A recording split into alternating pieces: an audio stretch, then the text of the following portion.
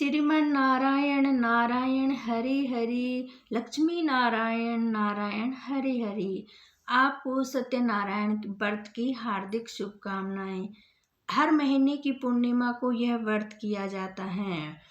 सत्यनारायण भगवान कथा को सुनने का फल हजारों सालों तक किए गए यज्ञ के बराबर माना जाता है। किसी भी शुभ कार्य या मनोकामना पूरी करने हेतु विधि विधान से सत्यनारायण भगवान की पूजा और कथा करवाई जाती है। शास्त्रों के मुताबिक ऐसा माना गया है कि इस कथा को सुनने वाला व्यक्ति व्रत रखता है तो उसे जीवन के दुखों श्री हरि विष्णु हर लेते हैं। स्कंद पुराण के अनुसार भगवान सत्यनारायण श्री हरि विष्णु का ही रूप माना जाता है। इस कथा की महिमा को भगवान सत्यनारायण ने अपने मुख से देवऋषि नारद को बताया और सुनाया था। इस तरह सत्यनारायण भगवान की पूजा की जाती है। पूर्णिमा के दिन शाम के समय स्नान आदि से निर्मत होकर पूजा स्थान में आसन पर बैठ जाएं। पूजा के स्थान पर रंगोली बनाने के बाद उसे रंगोली पर चौकी को रख देवें। फिर उस पर सत्तियाँ बनाएं और सत्तिये पर केले के पत्ते रखकर सुंदर सिंहासन पर भगवान का चित्र अथवा शालिग्राम जी की, गणेश जी की मूर्ति विराजमान करने के बाद कलश रखें। सबसे पहले कलश की पूजा, फिर श्री गणेश, गौरी, वरुण, विष्णु आदि सभी देवताओं का ध्यान करके पूजन करें और संकल्प ले कि मैं सत्यनारायण भगवान का पूजन तथा कथा और श्रवण सदैव करूंगी। फिर पुष्प हाथ में लेकर सत्यनारायण भगवान का ध्यान करें। योगापित पुष्प, दीप, नैवेद्य आदि से युक्त स्तुति करें कि हे भगवान, मैंने श्रद्धापूर्वक फल, जल आदि सब आपको अर्पण किया है। आप इसे स्वीकार कीजिए। मेरा आपको बारंबार प्रणाम है। इसके बाद सत्यनारायण जी की कथा पढ़े और सुनने के बाद भोग लगाएं। आरती करके प्रसाद बांटें और बड़ों का आशीर्वाद लें। इस पूजा और कथा सुनने से आपकी किसी विद्वान पंडित की मदद भी ले सकते हो। कुछ लोग सत्यनारायण व्रत के दिन पास के मंदिर में दोपहर में होने वाली कथा आरती में शामिल होकर चन्नामत तथा प्रसाद बांटकर प्रसाद को घर लाकर भोजन करने से पहले लेकर भोजन कर लेते हैं। सत्यनारायण भगवान की कथा। सत्यनारायण भगवान की पूजा का बहुत अधिक महत्व होता है। श्री सत्यनारायण व्रत कथा के कुल 5 अध्याय हैं, जिनका श्रवण करने से मनुष्य के सभी पाप कष्ट खत्म हो जाते हैं। एक समय की बात है, नैमिषारण्य तीर्थ में शौनकादि 88,000 ऋषियों ने सूत जी से पूछा कि हे प्रभु, इस कलयुग में वेद विद्या रहित मनुष्य को प्रभु भक्ति किस प्रकार मिल सकती है तथा इसका उद्धार कैसे होगा। हे मुनि श्रेष्ठ, कोई ऐसा तप बताइए जिससे थोड़े से समय में ही पुण्य मिले और मनवांछित फल की प्राप्ति हो जाए। इस प्रकार की कथा सुनने की हमें लोग इच्छा रखते हैं। सभी शास्त्रों के ज्ञाता सूत जी बोले, हे वैष्णव, मैं पूज्य आप सभी को प्राणियों के हित की बात पूछी है, इसलिए मैं एक श्रेष्ठ और व्रत के बारे में आप लोगों को जरूर बताऊंगा, जिसके बारे में नारद जी ने लक्ष्मी नारायण से पूछा था। लक्ष्मीपति श्री हरि नारद जी से कहा था, अब आप भी इसे सुनिए। एक समय की बात है, नारद जी दूसरों के हित की इच्छा के लिए अनेक लोकों में घूमते हुए मृत्यु लोक में जा पहुँचे। यहाँ उन्होंने अनेक योनियों से जन्मे सभी मनुष्यों को अपने कर्मों के अनुसार पीड़ा झेलते हुए देखा। उनका दुख देखकर नारद जी सोचने लगे कि ऐसा क्या किया जाए जिससे निश्चित रूप से मानव के दुखों का अंत हो जाए। इसी विचार पर मनन करते हुए वह विष्णु लोक में गए। वहाँ नारायण की स्तुति करने लगे और बोले, हे भगवान, आप अत्यंत शक्ति के संपन्न हैं, निर्गुण स्वरूप, सृष्टि के कारण भक्तों को दुख को दूर करने वाले, आपको मेरा प्रणाम है। नारद जी की स्तुति सुन भगवान विष्णु बोले, श्रेष्ठ मुनि, आपके मन में क्या बात है, उसे की संचोक ना करो। इस पर नारद मुनि बोले कि मृत्युलोक में अनेक योनियों से जन्मे मनुष्य अपने कर्मों के द्वारा अनेक दुख से दुखी हो रहे हैं। हे प्रभु, आप तो यह बताइए कि जो मनुष्य थोड़े समय में ही अपने दुखों से छुटकारा पा सकता है। तब श्री हरि बोले, हे नारद, मनुष्यों की भलाई के लिए तुमने बहुत अच्छा प्रश्न पूछा है। स्वर्गलोक और मृत्युलोक दोनों में एक दुर्लभ उत्तम व्रत है। जो पुण्य देने वाला है। आज प्रेम वश होकर मैं उसे तुमसे कहता हूँ। श्री सत्यनारायण भगवान को व्रत अच्छी तरह विधि पूर्वक करके मनुष्य तुरंत यह सुख भोग कर मरने के बाद मोक्ष प्राप्त होता है। श्री हरि वचन सुनकर नारद जी बोले कि उस व्रत का फल क्या है प्रभु, और इसका विधान क्या है? यह व्रत किसने किया था? इस व्रत को किस किस दिन करना चाहिए? आप सब कुछ मुझे विस्तार से बताइए। नारद की बात सुनकर श्री हरि बोले, दुख वर्षों को दूर करने वाला, सभी स्थानों पर विजय दिलाने वाला है। मानव को भक्ति व श्रद्धा के साथ श्याम को सत्यनारायण की पूजा धर्म परायण होकर ब्राह्मणों बंधुओं के साथ करने के साथ ही यथाशक्ति अनुसार भक्ति भाव से भगवान का भोग लगाएं, आरती गाएं, ब्राह्मणों सहित बंधु बांधुओं को भी भोजन कराएं। इसके बाद स्वयं भोजन करें, कीर्तन भजन के साथ भगवान की भक्ति में लीन हो जाए। इस तरह से सत्यनारायण भगवान का यह व्रत करने से मनुष्य की सारी इच्छाएं निश्चित रूप से पूरी हो जाती हैं। इस कलिकाल अथवा कलियुग में मृत्यु लोक में मोक्ष का यही सरल उपाय बताया गया है। सत्यनारायण भगवान का दूसरा अध्याय। सूत जी बोले कि हे ऋषियों, जिसने पहले समय में इस व्रत का किया था उसका इतिहास कहता हूँ, ध्यान से सुनो। सुंदर काशीपुरी नगरी में एक अत्यंत निर्धन ब्राह्मण रहता था। भूख प्यास से परेशान धरती पर घूमता रहता था। ब्राह्मणों से प्रेम करने वाले भगवान ने एक दिन ब्राह्मणों का वेश धारण करके उसके पास जाकर पूछा, हे विप्रिय, नित्य दुखी होकर तुम धरती पर घूमते हो? दीन ब्राह्मण बोला, मैं निर्धन ब्राह्मण हूँ, भिक्षा के लिए धरती पर घूमता हूँ। यदि आपका कोई उपाय जानते हो तो बताइए।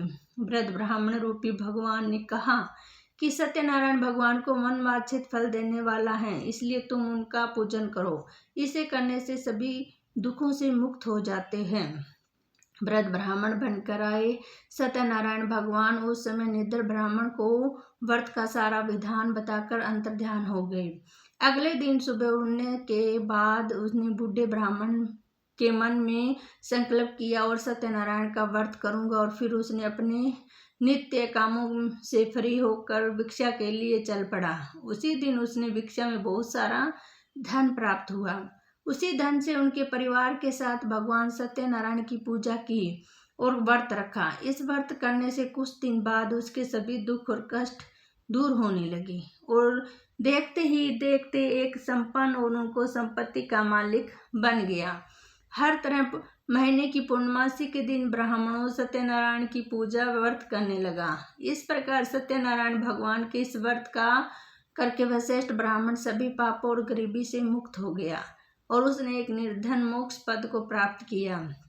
इस पद से सत्यनारायण भगवान का व्रत जो मनुष्य करेगा वह सभी प्रकार के पापों से छूटकर मोक्ष को प्राप्त होगा, और जो मनुष्य इस व्रत को करेगा वह किसी भी दुखों से मुक्त हो जाएगा।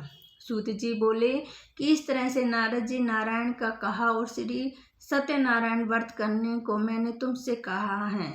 हे विप्रियो, अब और क्या कहूँ? ऋषि बोले, हे मुनिवर, संसार में उस विप्रिय से सुनकर किस किस ने इस व्रत को किया, हम सब बात को सुनना चाहते हैं और इसके लिए मन में बड़ी श्रद्धा व भाव है। सूत जी बोले, हे मुनियों, जिस जिसने इस व्रत को किया है सब सुनो। एक समय कहीं वही विप्रिय धन और ऐश्वर्य के अनुसार अपने बंधु बांधवों के साथ इस व्रत को करने को तैयार हुआ। उसी समय एक लकड़ी बेचने वाला बूढ़ा आदमी आया और लकड़ियां बाहर रखकर अंदर ब्राह्मण के घर में गया। भूख से दुखी और लकड़हारा उनको व्रत करते देखकर विप्रिय को नमस्कार करके पूछने लगा, आप क्या कर रहे हैं तथा ऐसे करने से आपको क्या फल मिलेगा? कृपया करके मुझे भी बताएं। ब्राह्मण ने कहा कि सब मनोकामना को पूर्ण करने वाला यह सत्यनारायण भगवान का व्रत है। इसकी कृपा से ही मेरे घर में धन धान्य आदि की वृद्धि हुई है। विप्रिय ने सत्यनारायण व्रत के बारे में जानकर लकड़हारा बहुत प्रसन्न हुआ। चन्नामत लेकर वह प्रसाद खाने के बाद वह अपने घर गया। लकड़हारे ने अपने मन में संकल्प किया कि आज लकड़ियां बेचने से जो धन मिलेगा उसी से मैं श्री सत्यनारायण भगवान का उत्तम व्रत करूंगा। मन में इस विचार को लेकर बूढ़ा आदमी फिर में लकड़ियां रखकर उसे नगर में बेचने गया। वहां जहाँ से उसे अपनी लकड़ियों का दाम पहले से 4 गुना अधिक मिला। बूढ़ा प्रसन्नता के साथ पैसे लेकर सत्यनारायण भगवान की मूर्ति और व्रत की सभी सामग्रियां लेकर अपने घर गया। वहां उसने अपने परिवारजनों को बुलाकर विधि विधान से सत्यनारायण भगवान का पूजन और व्रत किया। इस व्रत के प्रभाव पर वह बूढ़ा लकड़हारा धन पुत्र आदि से युक्त होकर संसार के समस्त सुख भोग कर अंतकाल में बैकुंठ धाम को चला गया। सूत जी बोले, हे श्रेष्ठ मुनियों, अब आगे की कथा सुनाता हूँ। पहले समय में उल्कामुख नाम का एक बुद्धिमान राजा था। वह सत्यव्रता और जितेंद्रिय था। प्रतिदिन देवस्थानों पर जाता और निर्धनों को धन देकर उनके कष्ट दूर करता था। उनकी पत्नी कमल के समान मुख वाली तथा सती साध्वी थी। भद्रशिला नदी के तट पर उन दोनों ने श्री सत्यनारायण भगवान का व्रत किया और सारी समय साधु नाम का एक वैश्य आया। उनके पास व्यापार करने के लिए बहुत सा धन भी था। राजा को भी व्रत करते देखकर वह विनय के साथ पूछने लगा, हे राजन, भक्ति भाव से पूर्ण होकर आप यह क्या कर रहे हैं? मैं सुनने की इच्छा रखता हूँ, तो आप कृपया करके मुझे बताएं। राजा बोला, मैं अपने बंधु बांधवों के साथ पुत्र प्राप्ति के लिए सत्यनारायण भगवान का व्रत व पूजन कर रहा हूँ। राजा के वचन सुनकर साधु आदर से बोला, हे राजन, मुझे इस व्रत का सारा विधान कहिए। मैं इसी व्रत को करूंगा और मेरी संतान नहीं है, और इस व्रत को करने से निश्चित रूप से मुझे संतान की प्राप्ति होगी। राजा के व्रत का सारा विधान सुनकर व्यापार से निर्मित होकर वह अपने घर गया। साधु ने अपनी पत्नी को संतान देने वाले इस व्रत का वर्णन कर सुनाया और कहा कि जब मेरी संतान होगी तब इस व्रत को करूंगा। साधु ने इस तरह के वचन अपनी पत्नी लीलावती से कहे। एक दिन लीलावती पति के साथ आनंदित होकर संसारी धर्म से निर्मित होकर सत्यनारायण भगवान की कृपा से गर्भवती हो गई। 10वें महीने में उनके गर्भ से एक अति सुंदर कन्या ने जन्म लिया। माता पिता ने अपनी कन्या का नाम कलावती रखा। एक दिन कलावती के माँ लीलावती ने अपने पति को याद दिलाया कि अपने सत्यनारायण भगवान के जिस व्रत को करने का संकल्प किया था उसे करने का समय आ गया है। आप इस व्रत को करिए। साधु बोला कि हे विप्रिय, इस व्रत को करने से उनके विवाह के बाद करूँगा। इस प्रकार अपनी पत्नी को आश्वासन देकर वह नगर को चला गया। साधु ने एक बार नगर में अपनी कन्या को सखियों के साथ खेलते देखा तो उसे लगा कि उसकी कन्या अब विवाह योग्य हो चुकी है और उसने कन्या की योग्य वर ढूंढना शुरू कर दिया। एक दिन साधु की बात को ध्यान में रखते हुए एक नगर में पहुंचा और वहां देखभाल करके लड़की के योग्य वाणिक वर पुत्र को ले आया। सुयोग्य लड़के को देखकर साधु बंधु बांधवों से बुलाकर अपनी पुत्री का विवाह कर दिया। लेकिन दुर्भाग्य की बात है कि साधु ने अभी तक श्री सत्यनारायण भगवान का व्रत नहीं किया है। इस पर श्री भगवान क्रोधित हो गए और श्राप दिया। अपने कार्य में कुशल साधु बनिया जमाई को लेकर समुद्र के पास स्थित होकर रत्नासारपुर नगर में गया। वहां जाकर दामाद ससुर दोनों मिलकर चंद्रकेतु राजा के नगर में व्यापार करने लगे। एक दिन भगवान सत्यनारायण की माया से एक चोर राजा का धन चुराकर भाग रहा था। उसने राजा के सिपाहियों को अपना पीछा करते देखकर चुराया हुआ धन वहां रख दिया जहां साधु अपने जमाई के साथ ठहरा हुआ था। राजा के सिपाहियों ने साधु वैश्य के पास राजा का धन पड़ा देखा तो वह सस ससुर दोनों को बांधकर प्रसन्नता से राजा के पास ले गया और कहा कि उन दोनों चोरों ने हमें पकड़ लाए हैं, हम आगे की कार्रवाई की आज्ञा दें। राजा की आज्ञा से उन दोनों को कठिन कारावास में डाल दिया गया और उनका सारा धन भी उसे छीन लिया गया। श्री सत्यनारायण भगवान से श्राप से साधु की पत्नी बहुत दुखी हुई। घर में जो धन रखा था उसे चोर चुरा कर ले गए। शारीरिक तथा मानसिक पीड़ा, भूख प्यास से अति दुखी होकर अन्न की चिंता में कलावती के ब्राह्मण के घर गई। वहां उसे श्री सत्यनारायण भगवान का व्रत होते देखकर कथा भी सुनी और प्रसाद ग्रहण करके अपने रात को घर वापिस आ गई। माता के कलावती से पूछा कि पुत्री, अब तुम कहाँ जाती थी? तेरे मन में क्या है? कलावती ने अपनी माता से कहा, हे माता, मैं एक ब्राह्मण के घर में श्री सत्यनारायण भगवान का व्रत देखा है। कन्या के वचन सुनकर लीलावती भगवान के पूजन की तैयारी करने लगी। और लीलावती ने परिवार बंधुओं सहित सत्यनारायण भगवान का पूजन किया और उससे वर मांगा कि मेरा पति तथा जमाई सिंगड़ी घर आ जाए, तो साथ यह भी प्रार्थना की कि सबका अपराध क्षमा करे। श्री सत्यनारायण भगवान इस व्रत से संतुष्ट हो गए और राजा चंद्रकेतु को सपने में दर्शन देकर कहा कि हे राजन, तुम इन दोनों वेश्यों को छोड़ दो। तुमने उनका जो धन लिया है उसे वापस कर दो। अगर ऐसा नहीं किया तो मैं तुम्हें धन, राज्य और संतान सभी को नष्ट कर दूंगा। राजा को यह कहकर वह अंतर्ध्यान हो गए। प्रातःकाल सभा में राजा ने अपना सपना सुनाया। फिर बोले कि उन दोनों को कैसे मुक्त कर सभा में लाओ। दोनों ही आते राजा को प्रणाम किया। राजा बोला, महान भानु, भाग्यवश ऐसा कठिन दुख तुम्हें कैसे प्राप्त हुआ, लेकिन तुम कोई भय नहीं है। ऐसा कहकर राजा ने उन दोनों को नए वस्त्र आभूषण पहनाए और जितना धन उनको लिया था उससे दुगना धन वापस कर दिया। दोनों वेश्य अपने घर को चल दिए। सूत जी बोले, वेश्या ने मंगलाचार कर अपनी यात्रा आरंभ की और अपने नगर की ओर चल दिया।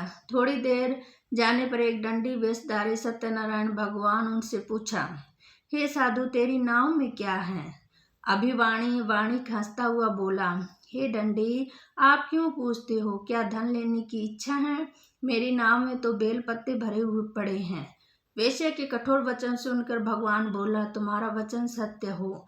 दंडी ऐसा वचन कर वहां से दूर चले गए। कुछ दूर जाकर समुद्र के किनारे बैठ गए। दंडी जाने के बाद साधु वेश्या ने नित्य क्रिया की और पश्चात नाव को ऊंची उठते देखकर अचंभा माना और नाव में बेल पत्ते आदि देखकर वह मूर्छित होकर जमीन पर गिर पड़ा। वापिस होश आने पर वह अत्यंत शोक में डूब गया तथा उसका दामाद बोला कि आप शोक न मनाएं, यह दंडी का श्राप है, इसलिए हमें इनकी शरण में जाना चाहिए, तभी हमारी मनोकामना पूर्ण होगी।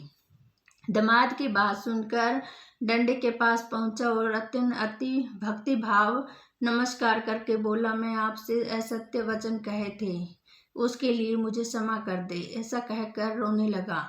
तब दंडी भगवान बोले, हे वणिक पुत्र, तेरी आज्ञा में बार बार तुम्हें दुख प्राप्त, तू मेरी पूजा से विमुख हुआ है। साधु बोला, हे भगवान, आपकी माया से ब्रह्मा आदि देवता भी आपके रूप को नहीं जानते, तब मैं अज्ञानी कैसे जान सकता हूँ? आप प्रसन्न हो जाइए, मैं अपना सामर्थ्य के अनुसार आपकी पूजा करूँगा।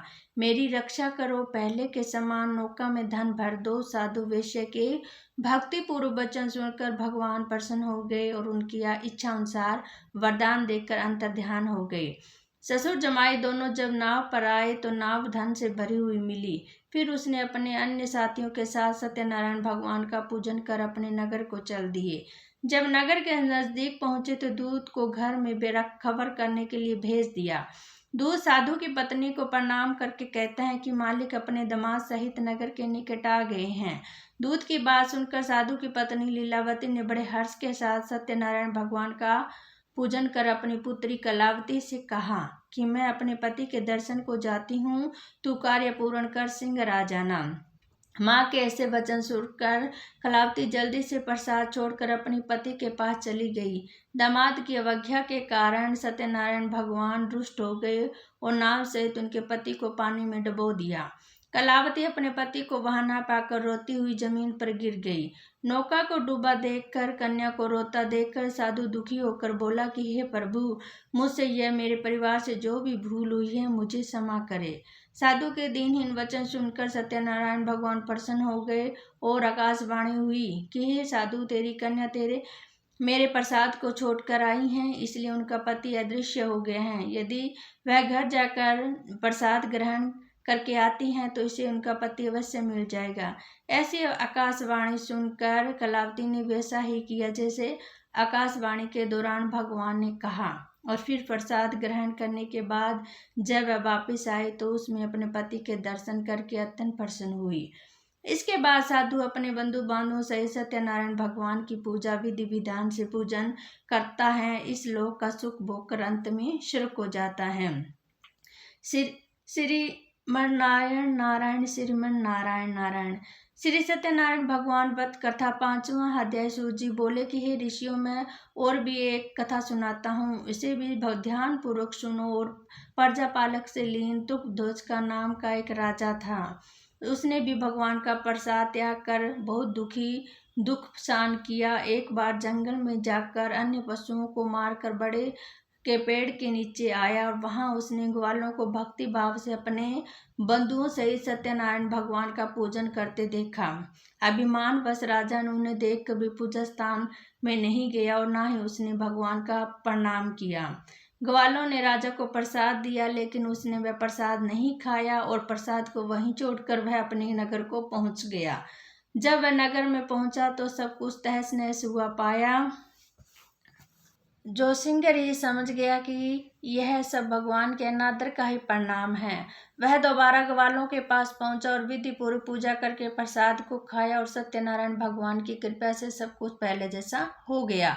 दीर्घ काल तक सुख भोगने के बाद मरणोपरांत उसे सर्वलोक की प्राप्ति हुई। जो मनुष्य परम दुर्लभ इस व्रत को करेगा, भगवान सत्यनारायण की धन अनुकंपा से उसे धन धान्य की प्राप्ति होगी और निर्धन धनी हो जाता है और भय युक्त जीवन जीता है। संतानहीन को संतान का सुख मिलता है और सारे मनोरथ पूर्ण होने पर मानव अंत काल में वैकुंठ को जाता है। तब शिव जी बोले, जिन्होंने पहले इस व्रत को किया उनके दूसरे जन्म की कथा कहता हूँ। व्रत सतानंद ब्राह्मण ने सुदामा का जन्म लेकर मोक्ष की प्राप्ति की। लकड़हारे ने अगले जन्म में निषाद बनकर मोक्ष की प्राप्ति की। उल्का नाम का राजा दशरथ होकर वैकुंठ को गए और साधु नाम के वैश्य ने मोर ध्वज बनकर अपने पुत्र के आरे से चीर कर मोक्ष प्राप्त किया। महाराज तुकध्वज ने स्वयंभू होकर भगवान में भक्ति युक्त कर्म कर मोक्ष पाया। कथा सुनने के बाद सभी श्री हरि का झुककर प्रणाम किया। श्रीमन नारायण नारायण नारायण नारायण श्रीमन नारायण नारायण नारायण।